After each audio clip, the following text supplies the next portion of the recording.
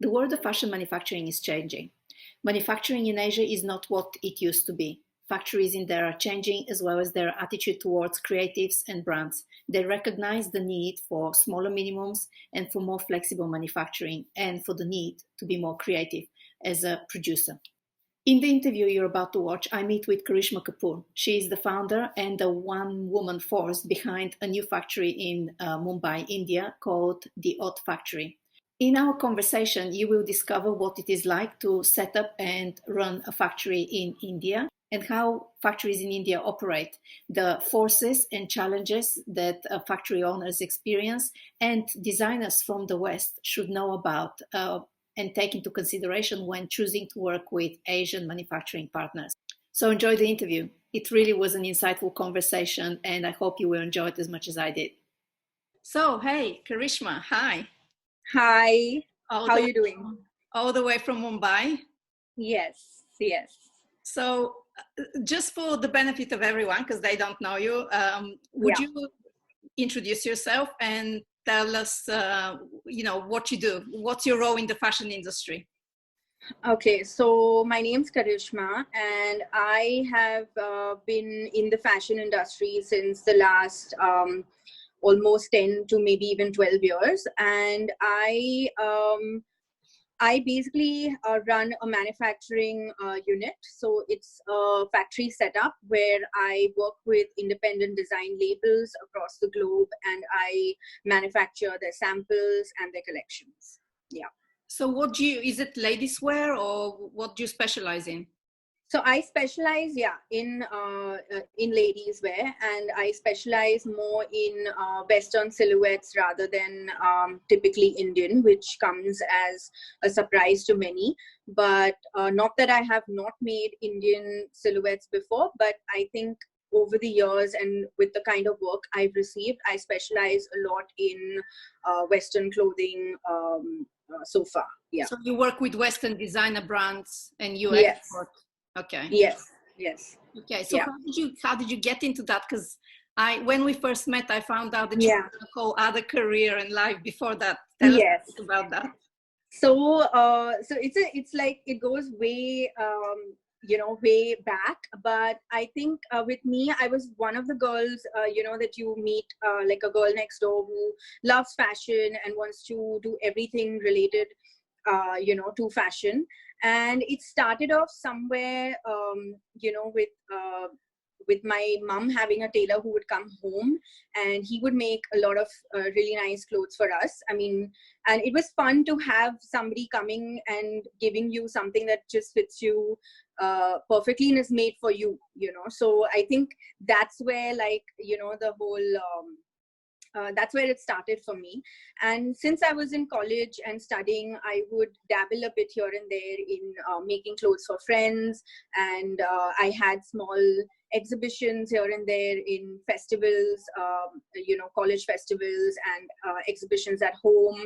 And it was just exciting. Like the thrill of somebody coming and buying and wearing what you've made was just something else. So it started from there, and then it came to a point where I love the idea of creation. So I believe that I could really create anything that could be made with fabric.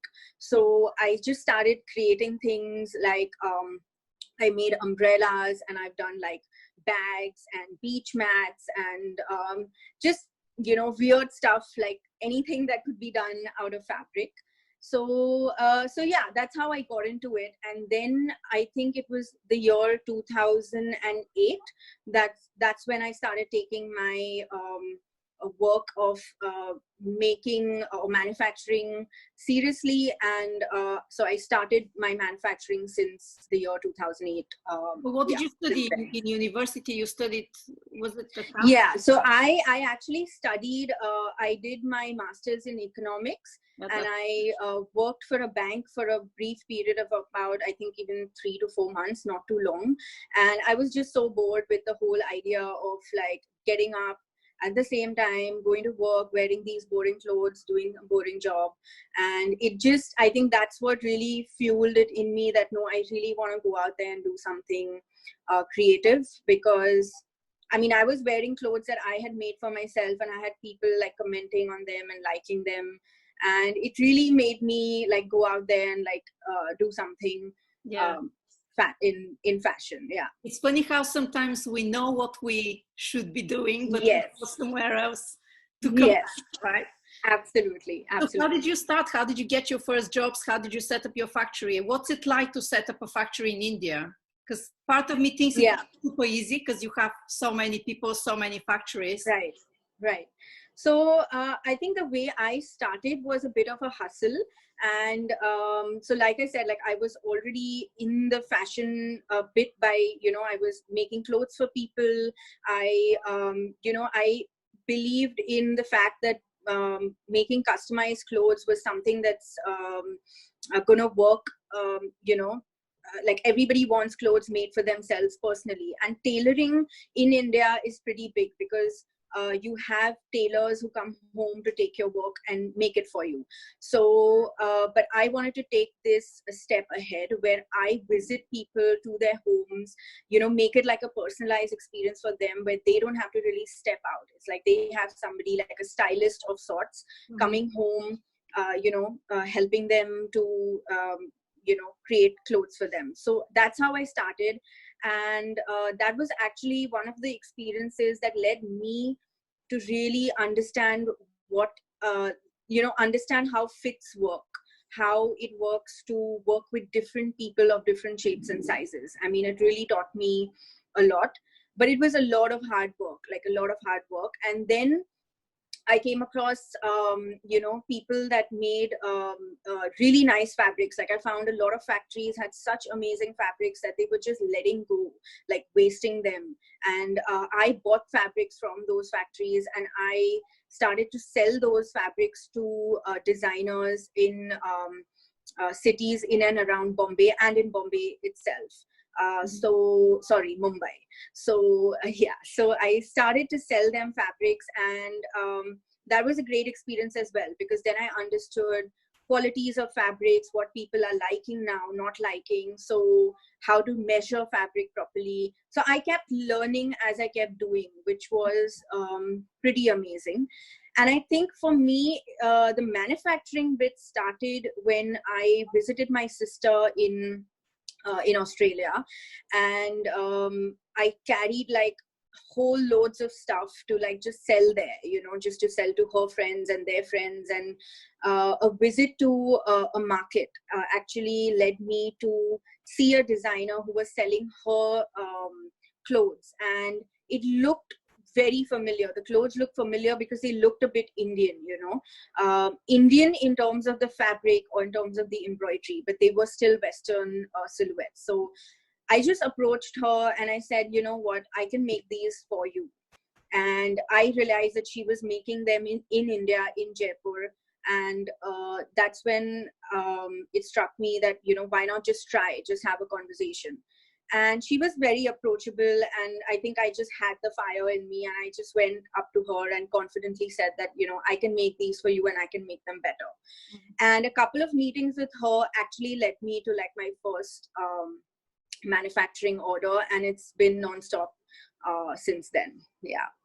That's amazing. And you know what's also really interesting? I mean, as I mentioned to you, I know India quite well, but what most people don't realize, I think, is that they don't realize that the majority of the tailors and workers in factories are men and not women. So by you being a woman and going to houses to work with clients, that was already a novelty factor. But I think that probably you had a better understanding of the shape and the bodies than maybe men, especially to other women. Maybe they felt more comfortable. So yeah, absolutely. So for me, when I did the whole thing of going to people and meeting them in their houses, it was more about creating a personalized, more like a stylist kind of concept for normal people. Like, I mean, stylists are normally for celebrities, but this was more about, just making a normal person feel special, that someone is coming home to me and going to get these, clothes made for me. And yeah, exactly. So and I think about the whole men working out here, I think that is a lot of people do get surprised by that, you know, a lot of the workers here are men. But I think in India, mostly it's the men who step out of their homes to do you know, jobs. So a lot of the workers, they come from various villages, you know, so they come to the cities to work and, like, you know, send money back home. And they are probably, they're skilled workers because they learn all of this from childhood, you know. So the women are more confined to working within their home space. There are a few factories that focus on women employment, but then those are also more restricted to you know, crafty things, like, you know, more of embroidery or knitting or things like that. Like, but with manufacturing, when it's about just sewing garments back to back, it's more the men who do that out Yeah, here. it's really interesting. So we'll come Yeah, back to that because I want to ask you sure. something. But just tell me before we move Yeah, away from the whole setup, what were some of the challenges you faced? Did you set up the business yeah, by yourself, and why did you call yes. it Odd Factory? Because it's a really unusual. So, yeah. So I think, yeah, I did set up the business by myself. I had amazing help and a lot of belief from my father, who, you know, went out of his way to, like, support me in every way. In any silly dream I had, he said, you know, yes, you should. So do it. So it was a lot of support from him that really made me, you know, think that, okay, what I'm doing is not crazy. So when I landed my first order in about, you know, the one that I was just speaking of in Australia, I just came back home and I set up like 4 machines and set it up like in my garage. And I just started out because I knew I had an order and I had to deliver. And I didn't want to, like, not take it seriously. So I think for me, one of the biggest challenges when I started was just doing everything alone in an unknown world, you know. So knowing how to design and knowing how to get something made is very different from running a manufacturing setup, because you have workers, you're responsible for them, you have a space, you're responsible to run it, you know, to you have machines, you have to maintain them. So there's literally so much to manufacturing than just, you know, getting a design done. So for me, I think pretty much everything was a challenge, really. I even remember like doing like thread cutting and packaging like on my dining table, because I just wanted to make sure that it's so clean and, you know, nothing like touches my garments. And I mean, I was like really focused, but, you know, it was more about getting it all done perfectly. So so it was tough. It was tough to the finances were quite tough, because running the business, like, you know, earning and then putting it back into the business and not just enjoying the money that you've earned. So it took me a long time to understand the whole financial side of it, you know. Dealing with workers, I mean, it's very tough, like dealing with labor, you know, making sure they're working at an efficient speed, making sure they're honest and sincere in sustaining workers. I mean, that has also been really tough. So I think for me, I can proudly say that about 50% of my workers today have been with me since the last 7 to 8 years. So, and that's tough. I mean, I think that's still rare to find today. Yeah, So, yeah. that's amazing. And also, Yeah. on top of everything else that you said, you have to go out and get business, right? You have to make sure Yeah. you're getting business into. Yes. How have you Yes. found this? How have you I mean, how have you gone out and got other Western designers to work with you? What have been the challenges of that? Yeah. So I think because I was handling everything single-handedly, like getting the work, explaining the work, speaking with suppliers, getting raw materials. So it was like every supply chain that is involved in the manufacturing process was being done single-handedly by me. So I never got that much time to focus on marketing and getting new clients. But so for me, the growth has been slow but steady. And I think what worked for me was just word of mouth. Yeah. So I had somebody refer me to somebody, and then they just happened to email me or send me a text, and I just took it on, the opportunity. And I think the first order that I ever did gave me the confidence that I can do this, So I think approaching people, uh, it just came to me naturally. Like, I didn't think that it was tough to do, or how would I approach them. And so I just did, and out of like maybe 10 people that I approached, I got like one client conversion out of it. But still, that was not bad. But so far, I've got all the people that I'm working with, all my clients today have been through word of mouth or referrals. So that's always the best form of marketing. Yes. And yes. And what's really interesting and funny about you is that you have named your factory the Odd Factory. I don't know, but you really, you really are kind of odd in the landscape of Indian manufacturing, which is more about volume, unless you obviously go to the luxury factories and specialist factories. But you have a real niche in terms of the fact that you like working with creatives and with small minimums. So tell us a little bit about that. What do you like doing? Who's your ideal customer? So I think the reason that I named it the Odd Factory is because, one, in a sense, like you said, it is a bit odd, like just the way our concept of manufacturing and working is. And ODD also stands for Order, Design, Dispatch, because that's literally what the manufacturing process is about. So you order, you work on the design, and then it's all set to go. So that's the whole idea.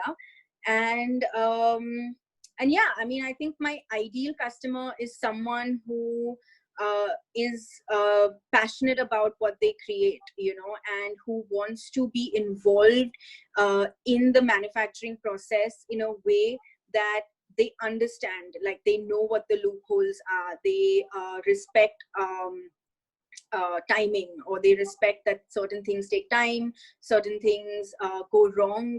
So someone who respects the reality, basically. So and I think with me, what makes us odd is that like I don't have any minimum quantities that I want to work with. So I have made like wedding dresses for clients. I have made bridesmaid dresses. I have done an entire collection. I've done sampling collections. It's just about the love of creating. So I know that if so and so thing can be put on the machine and sewn, I'm willing to, work with it. I don't need like 50 units of that to work with it. And at the same time, I'm happy to work with people who even have temporary projects. So projects that are focused for a certain amount of time, for a certain purpose, and then we see what happens. So I'm not really hell-bent on working, for the entire year, season to season, back-to-back collections. I mean, what really fuels me to work for the person is the creativity behind what they're doing. So I mean, that's what I like to do. But most factories, the reason they have minimum order quantities is to keep the workflow. So it's where over time they get more efficiency and and profits, the repeat orders, etc. So how are you managing to sustain it through this one-off almost type of production? And also my other question is, because I presume that you would charge a little bit more because it's a one-off, it takes longer, etc. Do you face resistance in terms of prices? I mean, from the customers? Yes. So I think that's a really good question on how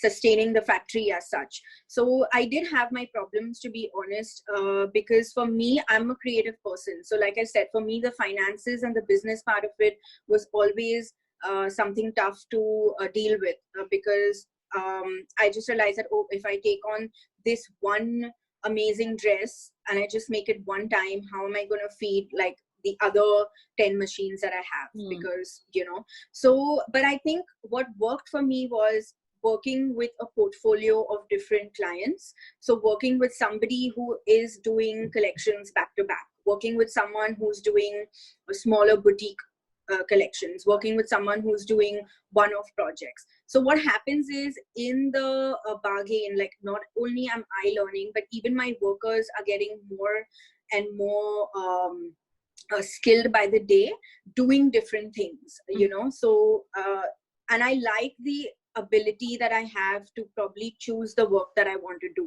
Yeah. So I think you know, there's always this thing that if you're a factory, factories are boring, factories are just about giving them the work, making it, giving it. So I never wanted to fit into that space, you know. I love creating, I love delivering, but I want to be involved in the creation. So I think for me, the trick was about having different types of clients that would fulfill each you know, part of the manufacturing process. And you're quite versatile, because you offer sewing as well as embroideries and yes. So yeah, I mean, I do from the pattern making stage to sewing to embroidery. I even do print development, you know, for a lot of clients. So, and I'm pretty much open to doing something as long as I know I can afford it, and as long as I know that it's you know, going to make sense for me to get into.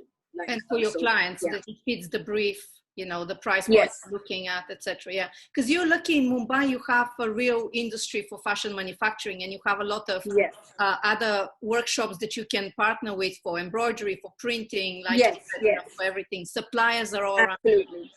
So you can find everything and anything. Yes, that is true. Now let's go into somewhere that's a little more uncomfortable, but you know, I am passionate about manufacturing and India as well.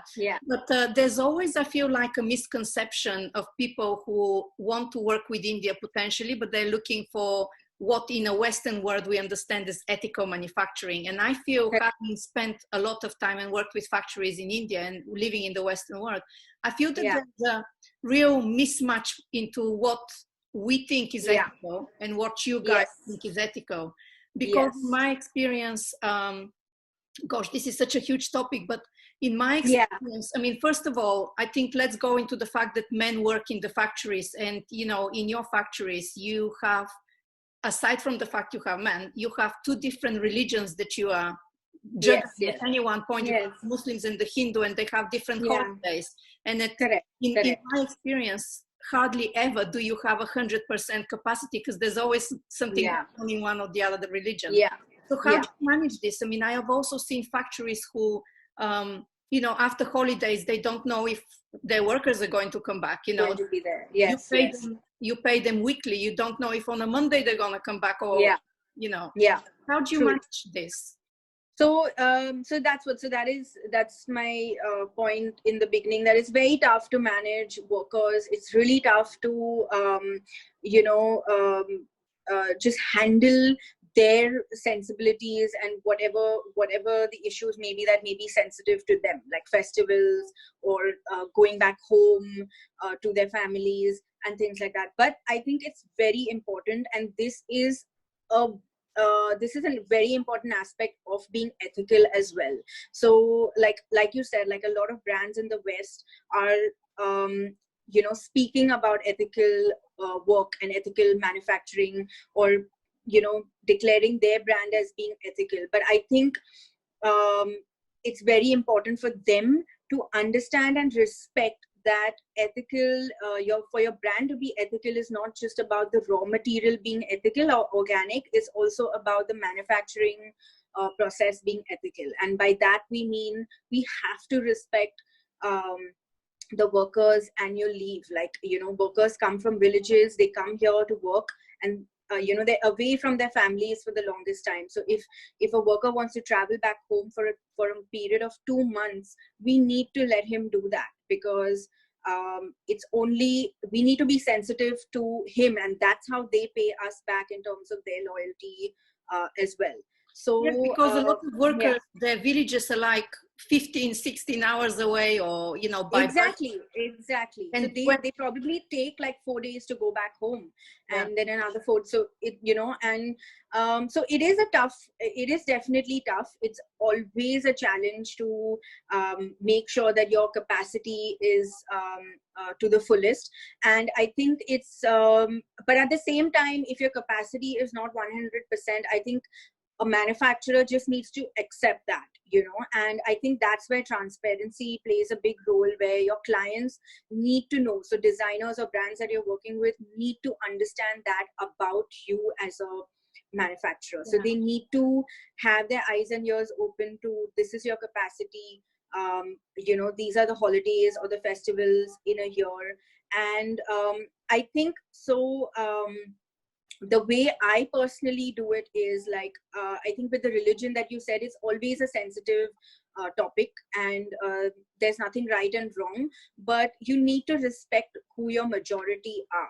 So, you know, so if my majority of my workers are Muslim, I need to make sure that I don't ignore what the Hindu workers want, but I respect who my majority are to an extent that I celebrate their festivals with them, you know. So for example, what I do is like, I make sure that, so the first Eid of the year, which is a Muslim festival, I celebrate with them by getting them gifts, you know, that are basically household utility items that would really uplift their way of living back home.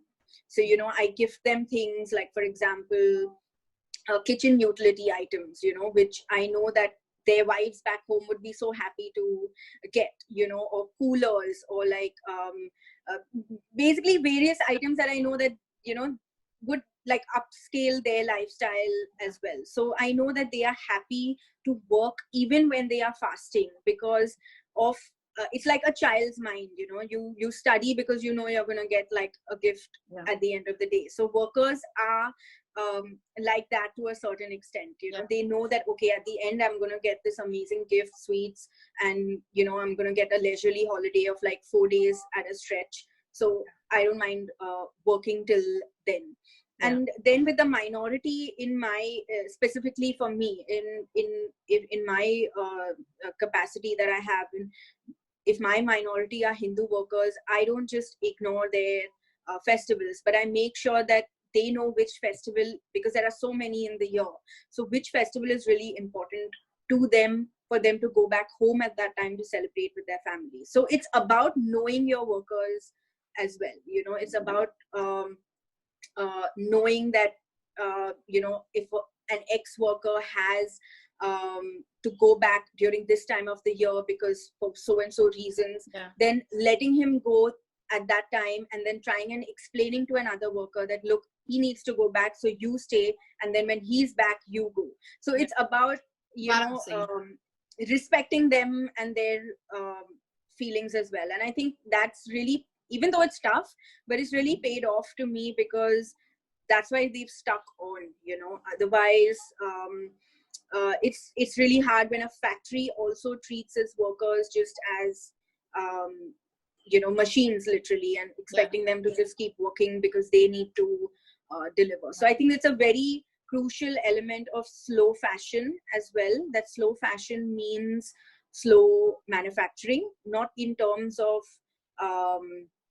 like slow work, but just to understand each aspect of manufacturing. And as well. How regulated is the manufacturing industry in India and in Mumbai?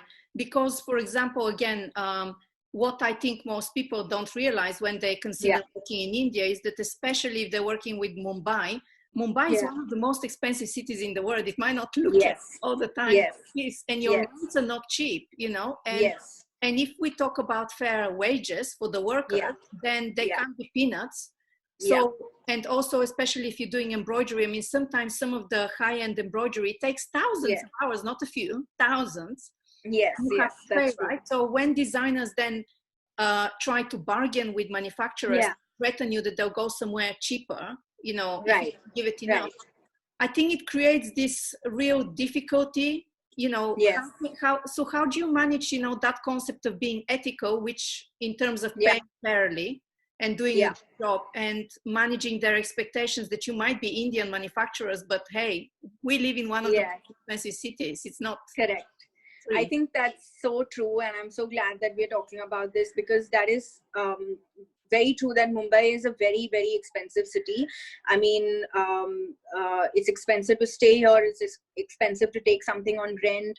I mean, overheads can kill us. You know, it's really that expensive.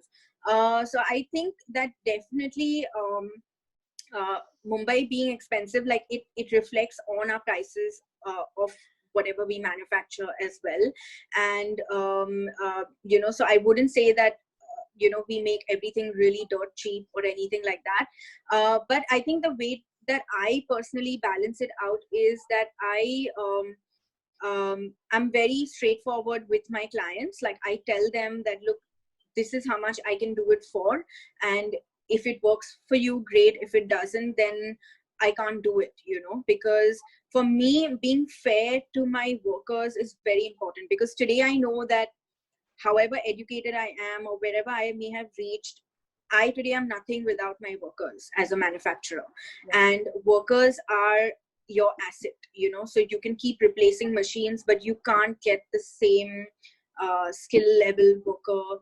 And loyalty is a huge factor as well. So for a person who's been with you for a number of years, you know, you don't want to cut his pay because you may lose out on an order. So I may work less, but I take on work that, you know, can sustain my costs. So and I think with wages, like a lot of factories in India, and I think all across the globe, a lot of factories, you know, they do a piece rate system. So it's like they are paid by the piece they make. It's called like, so by each garment that they produce, they're paid for that. So I think that's how a lot of factories function, but that's not how I work. I pay the workers' salaries at the end of the month. So this I have seen, and that although my work may be a little slow in, you know, in my efficiency, not my efficiency, but in terms of my output, I may not be able to make like 3,000 pieces, let's say, in a month. But even if I'm able to make like 2,000, I know that I'm making them in excellent quality, you know, with minimal, like literally minimal alterations. It's because I'm paying my workers a good amount of salary at the end of the month. So they are working well because they are secure in their minds that they know that they're going to be getting a certain amount. They get appraisals, like once a year we do appraisals and things like that. So I think it's a new way of working for a factory. Like, no factory works like that, but I think it somehow worked for me. It's the fast fashion factories that really have to, you know, think about how they're going to really sustain themselves.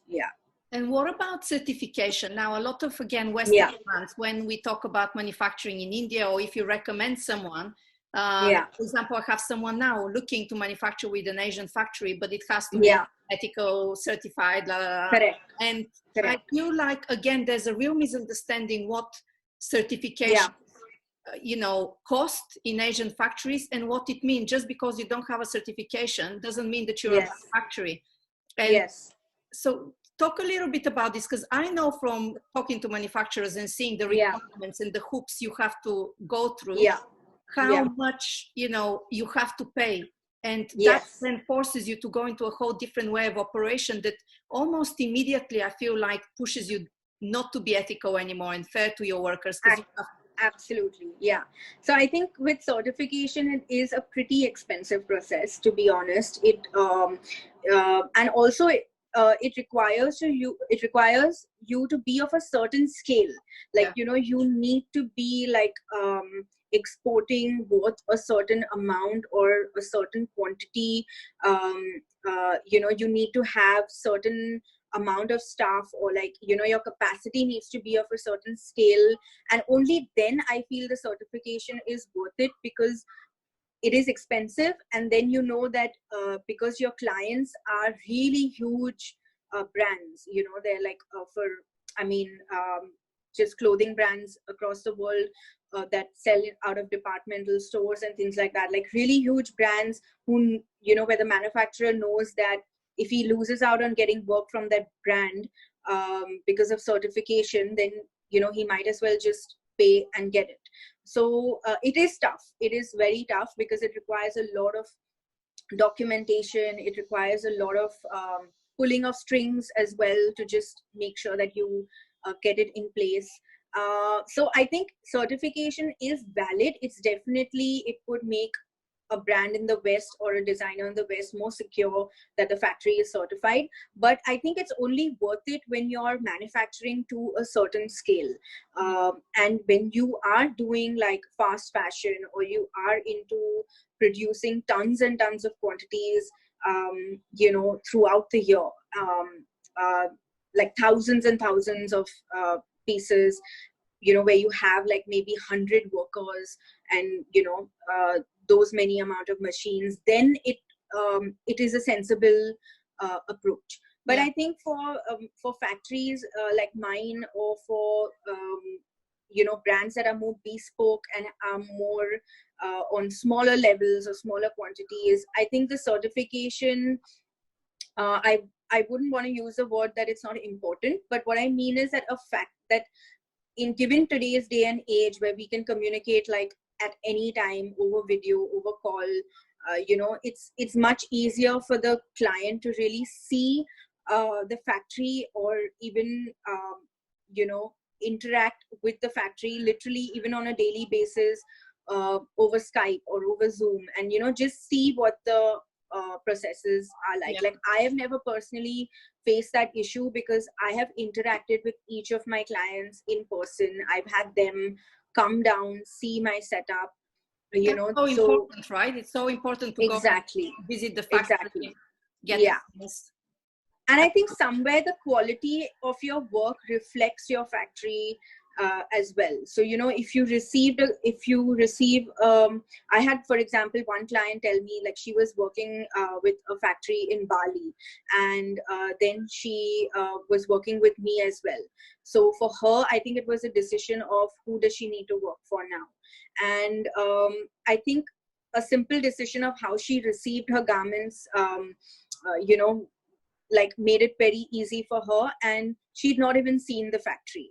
So the fact that she got it like all organized with packing lists, with things itemized, and all intact, just gave her the confidence that what, this factory would be like maybe neat and clean, or they know how they're working. And then of course there's images, there's pictures, there's videos of plenty that we can keep sending in and out. So I think for smaller brands and independent designers, just constantly being in touch with your manufacturer, constantly knowing how they are functioning, I think that should be good enough for them to know that the practices are ethical or not. Yeah, you're right. Actually, you touched on something. The communication is so important. It's like so important. That and trust, the two crucial pain points in the industry. And by being organized, by communicating well, and everything, showing and making it easier for your designer and them for you, that immediately also builds that sense of trust. So it's like a vicious circle that one feeds on the other. It's so important. Yes, absolutely. And finally, on this topic, child labor, does it still exist in India? How big of an issue? Because often we get written articles about it. And again, it's one of those things when people talk about ethical manufacturing in Asia, one of the things that ultimately comes, it's also, and I don't want any child labor. No, so I think that is, maybe there used to be a time when this was there, but now I would call it a myth, because I don't think that child labor exists anymore, because people are very aware now, they're socially aware, and thanks to social media and, like so many platforms and so many voices of, various opinions here. So whether it is out of fear that someone doesn't employ children, or whether it is out of whether it is out of fear that they don't employ children, or whether it is out of just a conscious decision, I don't think that there is no child labor now happening anywhere. What I often tell people, and I don't know how, back me in this on, or just tell me your experience. From our experience, I haven't seen child labor, but I have seen young, not young adults, let's say, in their teens, in factories. And when, and it's been very often explained to me that they come from families far away, somewhere into the India. Families that they cannot feed their children, and by sending them to a relative who works in a factory in a big city, when they're 12, 13, 14 years old, they have food, they have roof over their head, and they are getting a skill, which to the rich and to that family, it's like, it's almost a like big deal. They've gone to university or something, to them, because soon enough this child will start sending money back home to the rest of the family. Very often illiterate, and it means that by working in the factory, this child might even pick up a few letters and learn how to read and write. Correct. I personally see it from a different point of view, but I think it's very difficult to, this message is not coming through to the West, and it's very difficult to explain that side of your... So I think it's about, yes, you're absolutely right. Like, I think if with the younger adults, like, for them, if they come from the villages and just want to be like, a helper, like just pick fabric, drop it here, just be running around doing odd jobs.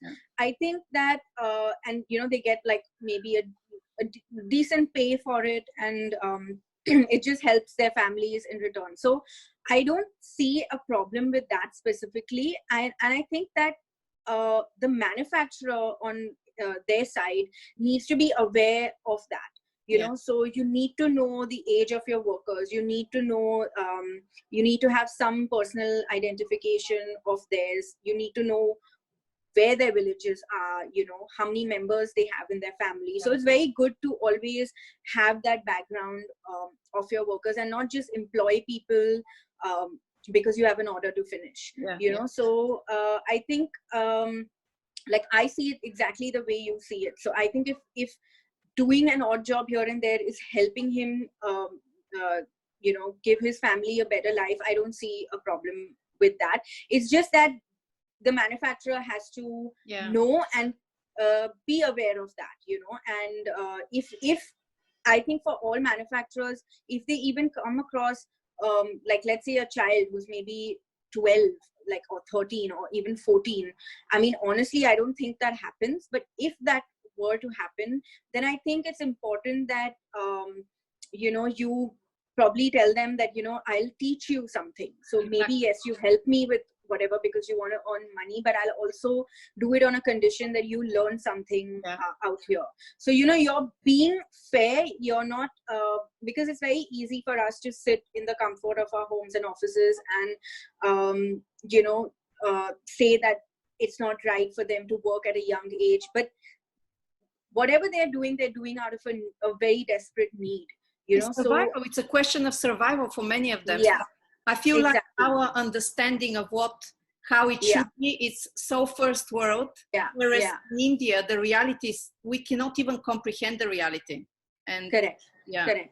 So I think if that were to happen for a manufacturer, if he's so one would be definitely having like a record, a background check of all your workers. I mean, for safety as well as knowing who's working for you, And secondly, if there is a younger person out there, then maybe train him so that he is educating himself as well, and at the same time maybe earning a small amount to send back home. Exactly. So you never know. So let's shift a little bit. What's it like now with the pandemic? I know that you're going through your wave. It's almost pandemic is like the Mexican wave. It's going from So it's very tough. Like right now, I think it's probably a time that nobody would ever even imagine. It's tough from all aspects, because I think it's sad that everything that is happening is actually really falling upon the shoulders of the workers again. So it's like today, if we as manufacturers don't have orders, or we are unable to complete them, or whatever the reason may be, it's falling upon the workers, because then then manufacturers may not be able to pay their workers, or may have to shut down because they cannot sustain their overheads. So it's a very tricky situation right now to be in. But I think the way I'm personally handling it for the Odd Factory is where I'm trying to focus more on collaborating with people, and getting together like a pool of people who want to co-work and work together within like the same space. So utilize the fact that you have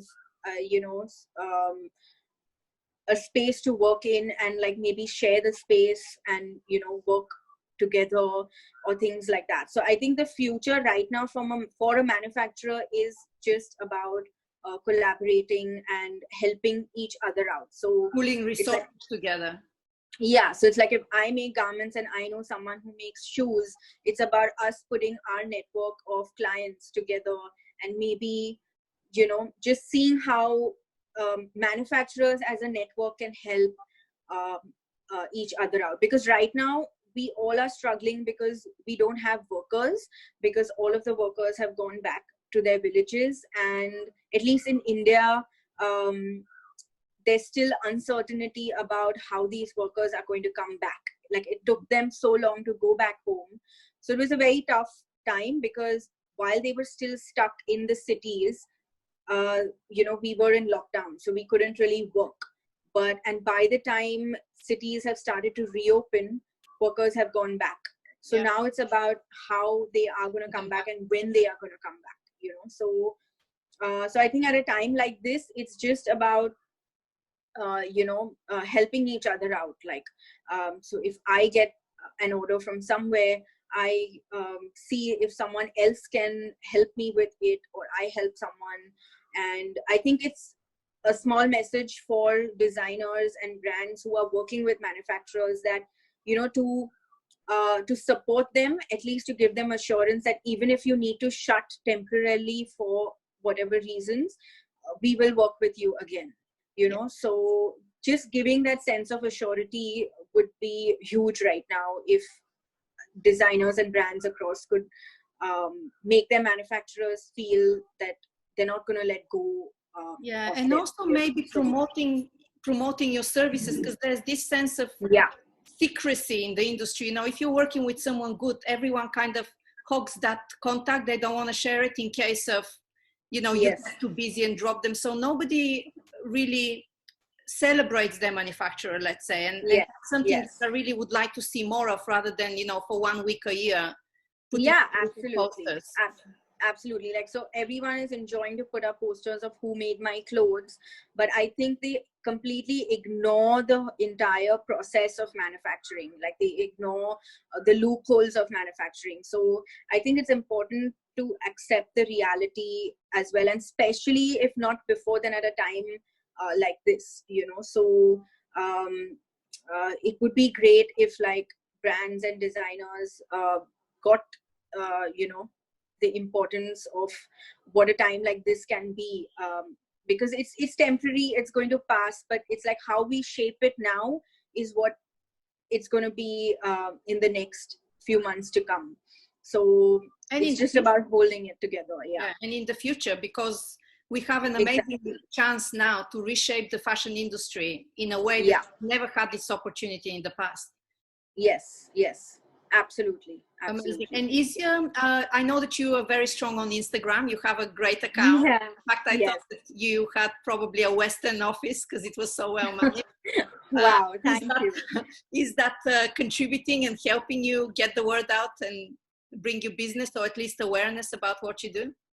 Yeah, so I think again, the credibility of my account and the way it looks goes totally to my younger sister. I mean, it's great when family steps in and just gives you the push to continue doing what you're doing. And so yeah, she's been really helping me out to make it look as good, and like putting out the message of what exactly I'm doing each day, like through a post, So I think right now our focus is also on upcycling.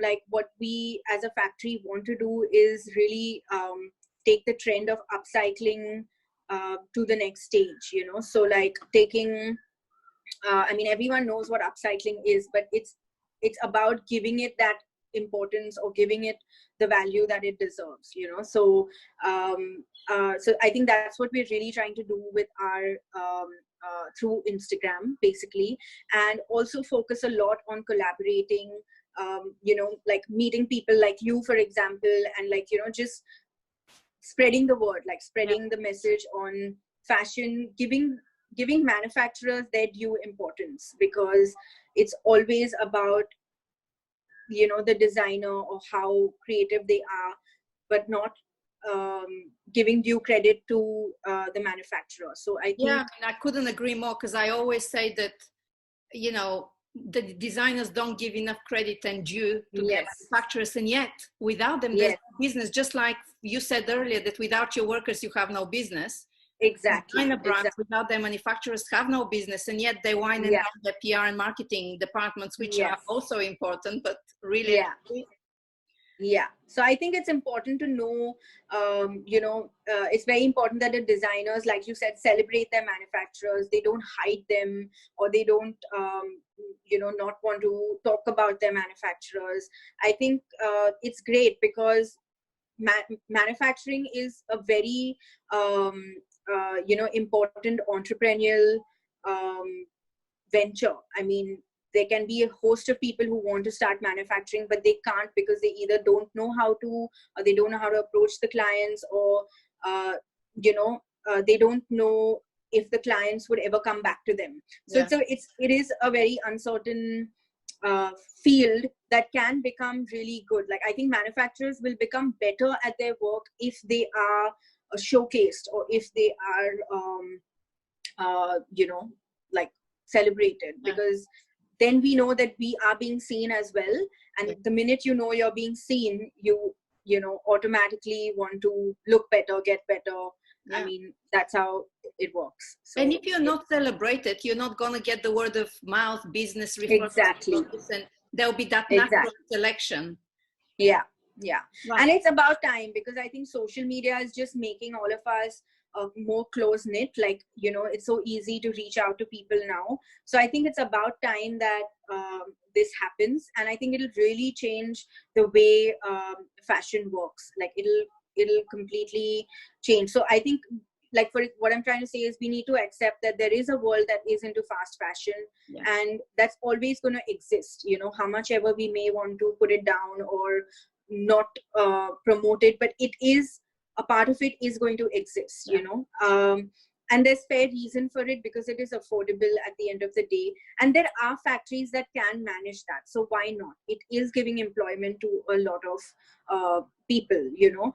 But it's the slow fashion, or it's smaller manufacturers that need the boost to keep going on, you know, just so that we focus more on creativity, more on you know, products that are handmade, or like made by skilled workers. Mm-hmm. I mean, you need to have a bit of both for Balance. things Yeah. to, you know, work. Yeah. Yeah.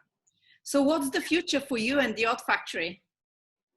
So I think the future for me and the Odd Factory would be a lot of focusing on upcycling, you know, a lot of collaborating with, you know, different people out there, manufacturers and designers, or even, you know, just bloggers and influencers, like just collaborating and, you know, talking about fashion, or celebrating what a manufacturing setup is like.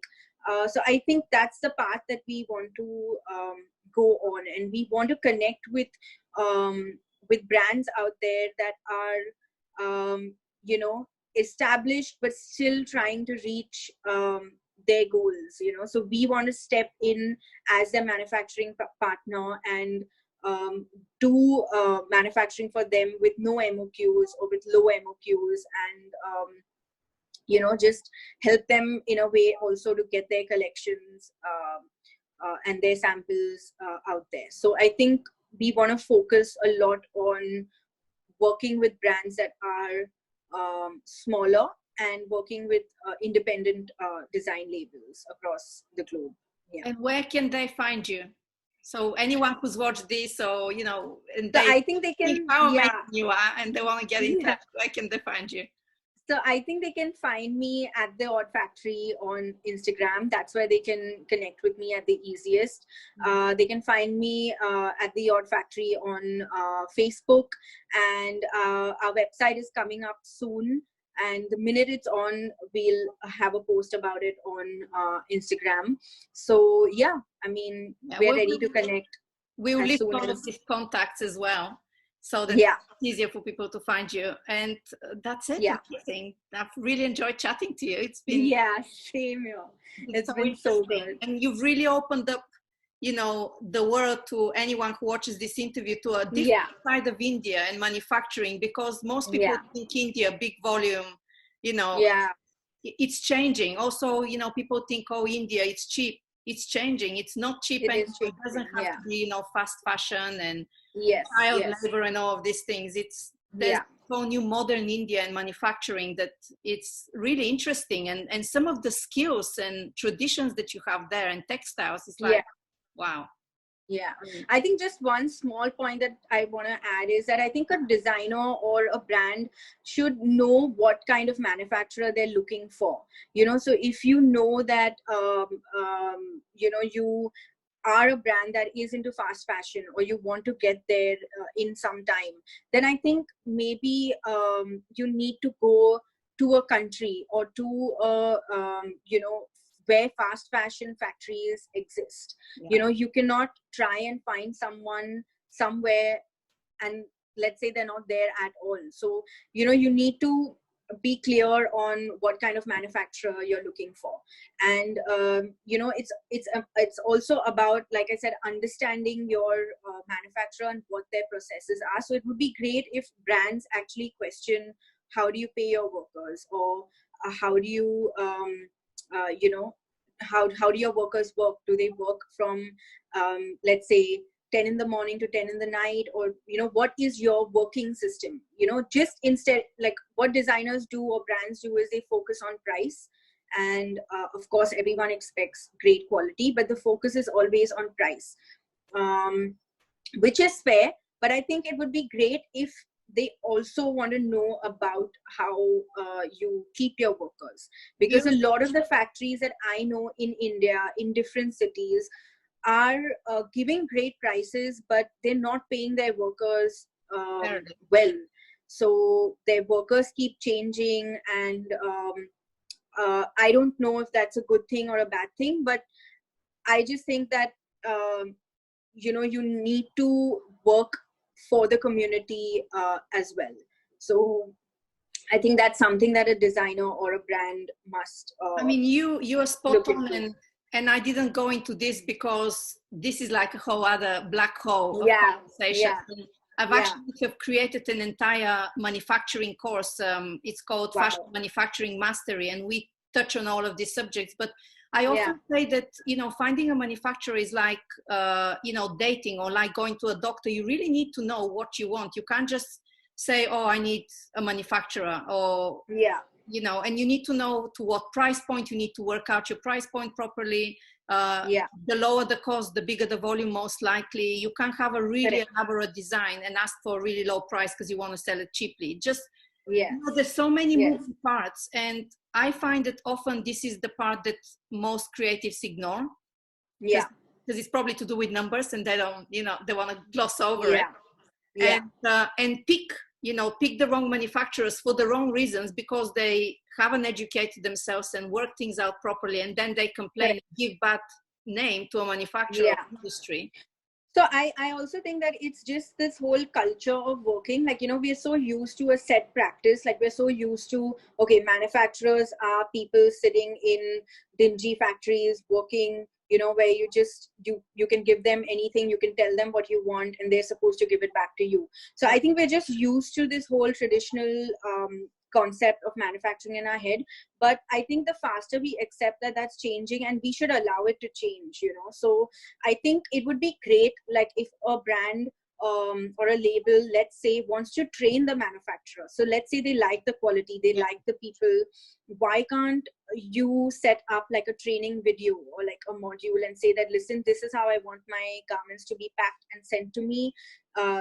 So I think communication works both ways, so if you're willing to even educate the manufacturer on how you want your things done, I think that would be great. And I think it's very important that you because I know, again, a lot of factories where the manufacturer is like some boss sitting somewhere who doesn't really communicate with his clients. He has people, marketing people doing that for him, which I personally find really weird. So I think that it's important that there is a direct communication. It's not just all email, and you need to have like an interpersonal, like an interaction like this, and that's the beauty of working with brands that are smaller or more bespoke or more interested in growing in their creativity rather than in just in volumes. You're absolutely right. Technology is here for us to make our lives better and easier. Yeah. Whereas in the past, it would have been very expensive to go and visit a factory. Now you can just like chat to someone and say, hey, let me show you my factory. Yes, exactly. I often give an example that once I was working for a client and I was overseeing their manufacturing. Yeah. But I had no time. It was such a quick turnaround. I had no time to quality control it. And I did it via Skype, literally like this, and them showing me. And I was like, do this, turn it this way, show me inside. So exactly. all of this, they're not barriers. There should be no barriers anymore. This technology is here to help us, get better, do better, get more. No, I think the new way of working can also be where people like communication is a very powerful tool, right? So if you make sure that to communicate to the manufacturer everything the way you need, not like I said, not just by an email or a PDF and then say that I sent you the email, you didn't read it or you didn't follow it, like making sure that you have a video interaction, like maybe every 2 days or every 3 days, and at the same time, like valuing the time of the manufacturer as well. So if you are willing to pay the manufacturer for his or her time, I am sure that person is bound to give you their best in that much time, because they know they're going to be paid for it. So for simply, it's like if you say that, if I'm coming down for this week to like check on my samples or to check on how my production is going on, and I want to get some new things done. But if you pay the manufacturer for the time that they are investing in you, it's not a large amount. It's just about how you pay by the hour, or you are going to get extremely good service back, because they know that this means business. It's not just about I think what you're trying to say is that manufacturers are not some kind of lower class work, but they're your partners. They're partners. Exactly. Yes. And they're highly skilled and highly knowledgeable, and that knowledge and skill comes at a value that should be respected. Right?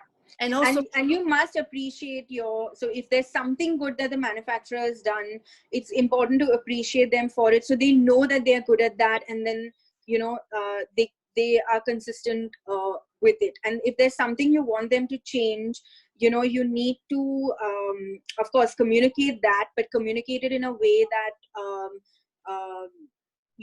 it should be well understood, basically, why you want that change, or how it's going to make your brand better. So I think it helps when you're just interacting, because when you're interacting, you're seeing the person, you are feeling a tone, you're feeling a vibe, you're connecting. And communication is really the way it can also really change a lot in moving forward. That's amazing. So Yeah. listen, that's been amazing. Let's follow up Yes. maybe in a few Yes. months and when this Okay. pandemic is over and see how you're doing, and maybe pick up another topic of conversation, because I think Great. probably I would love that. forever. I would love that. And I think that if there's anything that I think that can change, or something that, you know, I feel would be important for people to know out there or something, I'd definitely write to you, email it to you, and, you know, it would be great if you could like reach it out to Of course. hosts of people. Yeah. Okay. Great. Well, thank you so much. Thank It was you. a real pleasure to chat to you. Yes, me too. Thank you so much. All right. Bye.